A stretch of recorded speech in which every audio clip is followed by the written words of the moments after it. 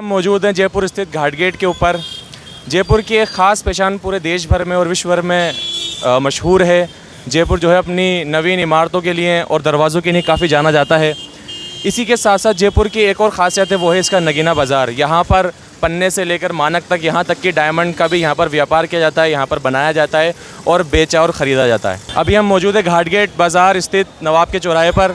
यहाँ पर आप देख सकते हैं हमारे पीछे पूरा नगीनों का बाज़ार लग रहा है, जहाँ पर कई सारे व्यापारी आए हुए हैं, ख़रीदार, बेचने वाले और सौदा करने वाले लोग आए हुए हैं, जिनके पास अलग अलग तरह का माल होता है। किसी के पास पन्ने का माल होता है, किसी के पास कोई और नगीने होते हैं।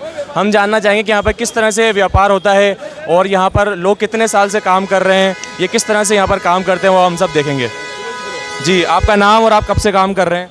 भाई मेरे को 10 साल होगा काम करते हुए। मेरा नाम सलीम है, मैं दलाली करता हूँ, ब्रोकर हूँ।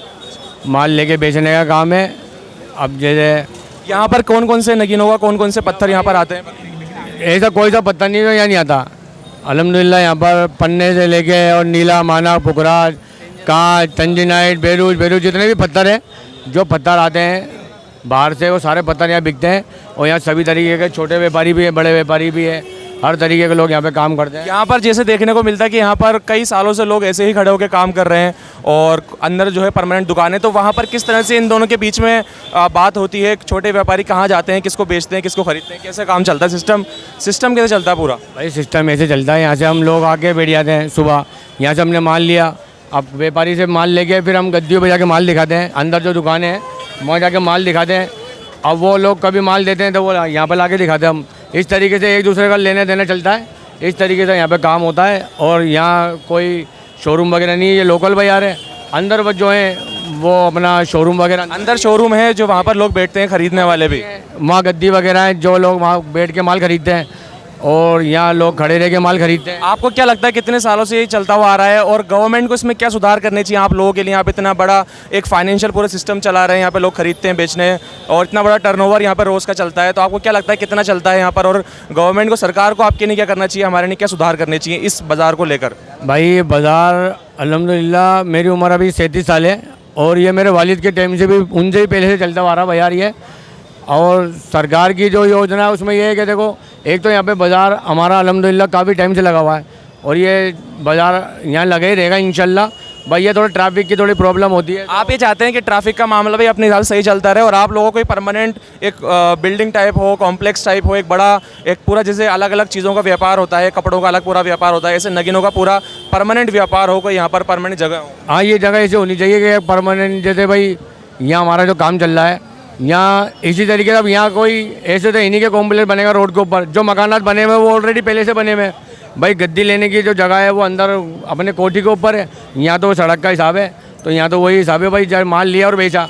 अब यहाँ अगर कॉम्प्लेक्स बन जाएंगे तो ये सड़क छोटी पड़ी जाएगी, तो लोग जो यहाँ से काम कर रहे हैं, जो अपने घर से आते हैं, छोटा बेचारे, वो कहाँ से देंगे? अब मजदूर आदमी है, कम लेवल के आदमी है, अब दुकानें मिलती है 10-10, 15-15 हज़ार रुपये किराए पे। सरकार इनके लिए कोई इंतज़ाम करे, गरीब जो यहाँ पर व्यापारी आते हैं, बेचने खरीदने वाले आते हैं, ब्रोकर आते हैं, उनके लिए उनके हिसाब का, उनके फाइनेंशियल जेब के अकॉर्डिंग कुछ इंतज़ाम करे, ये आप चाहते हैं कहना? हाँ, सरकार को चाहिए भाई कि करे कुछ ना कुछ। जब आपको क्या लगता है यहाँ पर एक दिन का कितना टर्नओवर होता है, कितना लोग खरीदते बेचते हैं? ऐसे अनुमान नहीं लगाया सकता कि भाई एक दिन में हो जाए तो करोड़ों का, हज़ारों हो तो नहीं, हज़ारों का नहीं होता।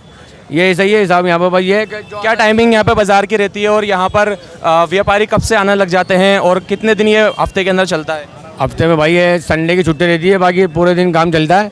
और सुबह मॉर्निंग में अपन जैसे 11 बजे रहते हैं, फिर मगरिब तक यहीं रहते हैं, मगरिब बाद अपने घर चल जाते हैं हम। जैसे कि हमने यहाँ पर व्यापारियों से जाना और भी हम जानेंगे कि वो कब से काम कर रहे हैं और किन किन पत्थरों में वो काम करते हैं। जी जी, आपका नाम, कब से काम कर रहे हैं? मेरे को 10 साल हो गए, 10 साल से काम कर रहा आपके पास कौन कौन से पत्थर आते हैं, आप किन चीज़ों में काम करते हैं? हूँ। सिर्फ पन्ना आता है और कुछ नहीं। पन्ने में रब स्टोन में काम करता है। तो क्या रेट उसकी होती है, किस हिसाब से आप लोग उसका रेट? कोई रेट फिक्स नहीं है। हाँ, 10 रुपये से लेके 10 लाख रुपए तक का बिकता है इधर। तो आप उसकी क्वालिटी कैसे देखते हैं, आप उसको कैसे जांचते हैं कि अच्छा है, बुरा है, क्वालिटी लो है या हाई है?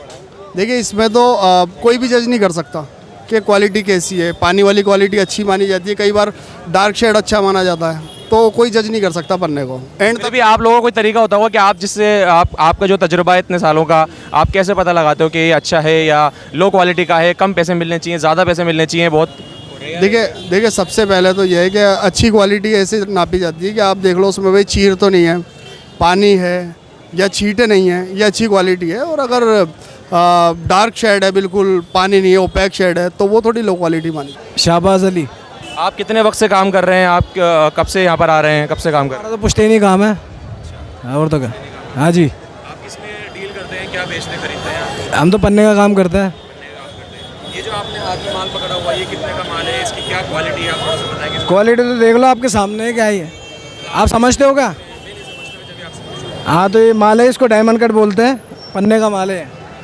हाँ, कितने का होगा ये? क्या क्या इसकी रेट? आप कितने का तो छोड़ो, जब आप समझते नहीं हो तो कैसे बताएंगे हम? फिर भी हमारे जो व्यूअर्स हैं उनके लिए क्या होता है कि भाई कितने सा माल है? मेरे लिए तो मुझे तो लगता नहीं कुछ होगा, लेकिन आपको पता है कितना माल होगा ये? व्यूअर से जो देखेगा वो जानता है इसकी कीमत। देखो चोरी जो होता है ना, वो इसकी कीमत समझता है। कीमत तो छोड़ो आप। ज़्यादा का माल है? हाँ होते हैं। 1.5-2 लाख रुपए।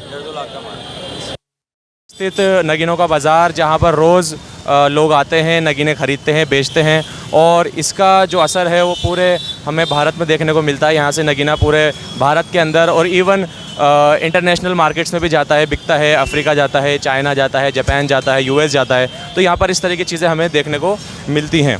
ऐसी ही रोचक खबरों के लिए हमारे साथ जुड़े रहिए। मैं जासिर पठान, रॉयल पत्रिका, जयपुर।